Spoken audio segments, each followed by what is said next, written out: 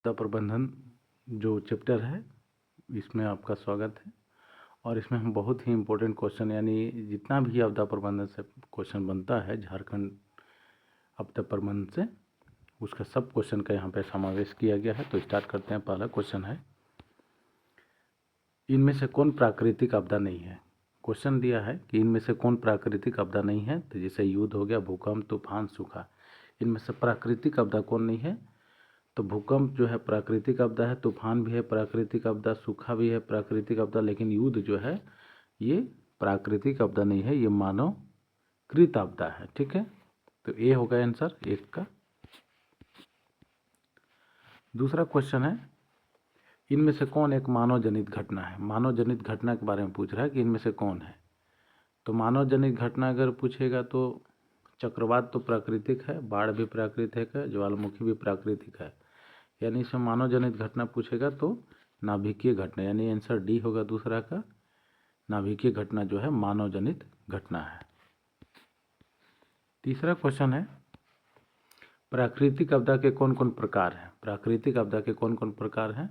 तो वायुमंडलीय हो गया, भौतिकी हो गया, जलीय हो गया, जैविक हो गया, ये सब जो है ये प्राकृतिक आपदा के प्रकार हैं। याद रखिएगा, वायुमंडलीय, भौतिक, जलीय, जैविक, जैसे जो भी है ये प्राकृतिक आपदा है।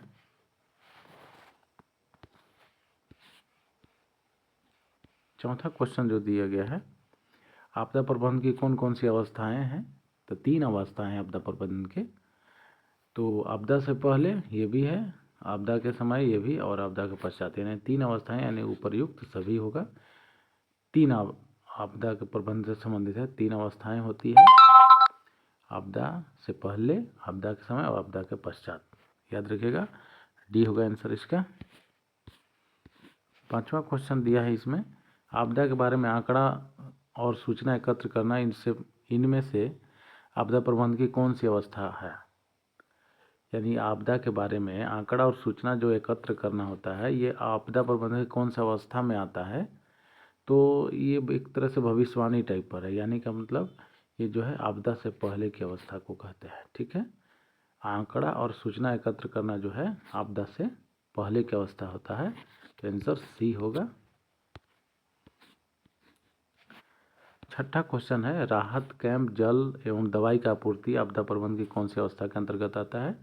तो जैसे आपदा हुआ तभी ना चाहता है इसमें कि राहत चाहिए उसको, जल चाहिए, भोजन, दवाई, ये सब जब आपदा गुजर जाता है तब, यानी कि मतलब आपदा जब होता है उस समय, गुजरने के बाद नहीं, आपदा जब होता है उस समय राहत कैंप, जल, भोजन, दवाई चाहता है। तो ये होगा आंसर इसका आपदा के समय।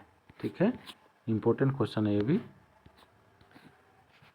7वां क्वेश्चन है, राहत सामग्री का वितरण एवं पुनर्वास तथा राहत कार्य में भागीदारी आपदा प्रबंधन की कौन सी अवस्था है।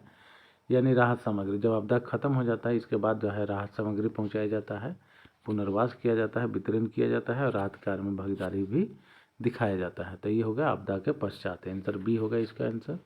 7वां का बी होगा आंसर। ठीक है, 8वां क्वेश्चन है, झारखंड में मुख्य रूप से कौन कौन सी आपदा देखने को मिलती है। ये भी क्वेश्चन इंपॉर्टेंट है। तो भूकंप भी आता है झारखंड में, सूखा भी होता है, बाढ़ भी होता है, तड़ित भी होता है, खनन दुर्घटना भी झारखंड में होता है, जंगलों में आग, हाथियों का आक्रमण, ये सब, यानी कि सब जो होता है, भूकंप, सूखा, बाढ़, तड़ित, खनन दुर्घटना, ये सब झारखंड में आता है। ये सब आपदा झारखंड की है। 9वां क्वेश्चन है, भारतीय भूमि का लगभग कितना प्रतिशत क्षेत्र भूकंप की संभावना वाला क्षेत्र है। तो भारतीय भूमि का लगभग कितना प्रतिशत जो है क्षेत्र है भूकंप की संभावना वाला क्षेत्र है। तो बी होगा, 60% जो है भूमि क्या है, भूकंप की संभावना वाला क्षेत्र है। ठीक है, बी होगा आंसर नामक है। 10वां क्वेश्चन है, देश के कितने प्रतिशत भाग में कभी हल्का तो कभी भीषण सूखा पड़ता है। देश के कितने प्रतिशत भाग में कभी हल्का तो कभी भीषण सूखा पड़ता है। तो इसका बी होगा आंसर, 68%। 68% भाग में जो है कभी हल्का तो कभी भीषण सूखा पड़ता है। 11वां क्वेश्चन है, भारत के कुल 75 से 16 किलोमीटर लंबी तटरेखा में से लगभग कितने किलोमीटर चक्रवात का खतरा हमेशा बना रहता है। यानी जो भारत के जो कुल 75 से 16 किलोमीटर जो तटरेखा है, इसमें से कितने किलोमीटर में जो है चक्रवात का हमेशा खतरा बना रहता है। इम्पोर्टेंट क्वेश्चन है। तो इसमें से जो है 5700 किलोमीटर में जो है चक्रवात का खतरा बना रहता है, ये ध्यान रखिएगा, इम्पोर्टेंट क्वेश्चन है ये भी। 12वां क्वेश्चन है, भारत के कितने प्रतिशत भूभाग से अधिक क्षेत्र में बाढ़ प्राय आती है। मैंने कितने प्रतिशत जो है भूभाग है जिसमें लगभग मैंने बाढ़ लगभग आती है, तो 12% भाग पर जो है बाढ़ लगभग आती है, ये होगा आंसर। 13वां क्वेश्चन है, देश के कितने मिलियन हेक्टेयर से अधिक क्षेत्र में बाढ़ आती है, यानी देश के कितने मिलियन हेक्टेयर से अधिक क्षेत्र में प्राय बाढ़ आती है, तो इसका आंसर होगा बी होगा 40 मिलियन हेक्टेयर जो है इतने क्षेत्र में प्राय बाढ़ आती रहती है, ठीक है। 14वां क्वेश्चन है, भूकंप की उत्पत्ति किससे संबंधित है। ये क्वेश्चन पूछा है, एग्जाम में आता भी है। भूकंप की उत्पत्ति किससे संबंधित है, तो ये विवर्तनिका से संबंध है, विवर्तनिक से, याद रखिएगा बी होगा आंसर विवर्तनिक। भूकंप की उत्पत्ति जो है विवर्तनिक से है, विवर्तनिक प्लेट के जो हलचल होता है वहाँ से है, ठीक है। 15वां क्वेश्चन है, भारतीय प्लेट प्रतिवर्ष उत्तर एवं उत्तर पूर्व दिशा में कितने सेंटीमीटर तक खिसक रही है। भारतीय जो प्लेट है उत्तर और उत्तर पूर्व दिशा में लगभग कितने सेंटीमीटर खिसक रही है, तो कभी कभी 1 सेंटीमीटर और कभी कभी 5 सेंटीमीटर तक भी खिसकती है, ये भी याद रखिएगा। तो यानी इसका आंसर होगा डी होगा, 1 सेंटीमीटर कभी कभी होता है, कभी कभी 5 सेंटीमीटर तक।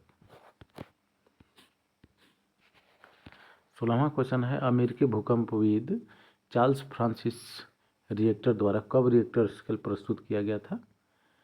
तो अमेरिकी जो भूकंपविद है माने भूकंप वैज्ञानिक, तो उनका नाम था चार्ल्स फ्रांसिस रिएक्टर, उनके द्वारा जो रिएक्टर स्केल का प्रस्तुत किया गया था, तो आंसर होगा सी होगा 1935 में रिएक्टर स्केल उनके द्वारा प्रस्तुत किया गया था।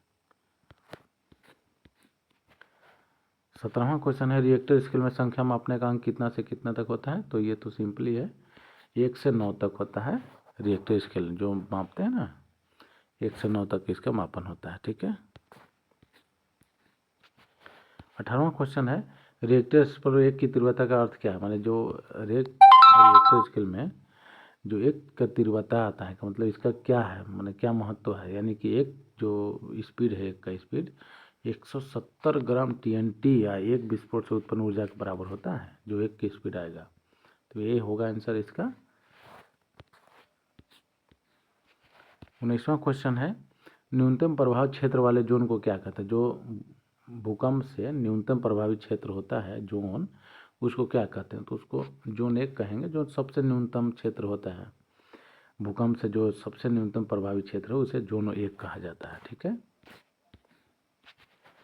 20वां क्वेश्चन, सबसे कम सक्रिय क्षेत्र जिनमें तीव्रता 5 से 6 होती है कौन सा जोन कहलाती है, सबसे कम, ठीक है। तो की है जो 5 से 6 होती है जिसकी तीव्रता, तो उसको बोलते हैं जोन 2, ठीक है।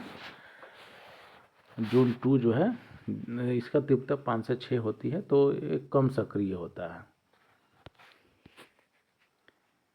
21वां क्वेश्चन है, भूकंप जोन के तथ्य के आधार पर इनमें से कौन सत्य है, तो जोन 3 मध्यम प्रभाव क्षेत्र 3.4% क्षेत्र यानी तीव्रता 6 से 7, ये ठीक है, इसमें मध्यम क्षेत्र रहता है, तो ये तीव्रता जो है 6 से 7 रहता है जोन 3 में, ठीक है। चौथा में जो है तीव्रता 8 रहता है, ये भी सही है।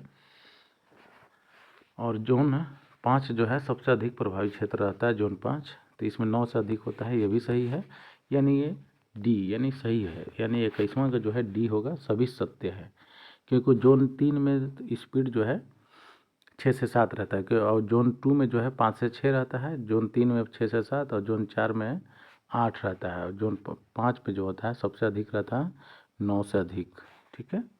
तो डी होगा आंसर 21वां का। 22वां है, कौन से 2 जोन को मिलाकर जोन 2 कर दिया गया है, तो 1 और 2 यानी सी होगा आंसर, 1 2 जोन को मिलाकर जोन 2 कर दिया है। जोन 2 का है स्पीड 5 से 6। 23वां क्वेश्चन है, भूकंप की दृष्टि से झारखंड में कितने जोन हैं, तो झारखंड में 3 जोन हैं, जोन 2 3 और 4, ठीक है।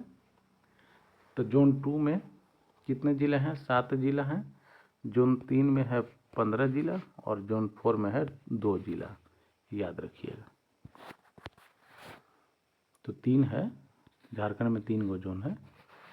24वां क्वेश्चन, झारखंड भूकंप की दृष्टि से कौन कौन से जोन पाए जाते हैं? तो 2 जोन, ये डी होगा आंसर इसका। जोन 2, जोन 3 और जोन 4। जोन 2 में 7 जिला, जोन 3 में 15 और जोन 4 में 2 जिला। ठीक है, 2 जिला।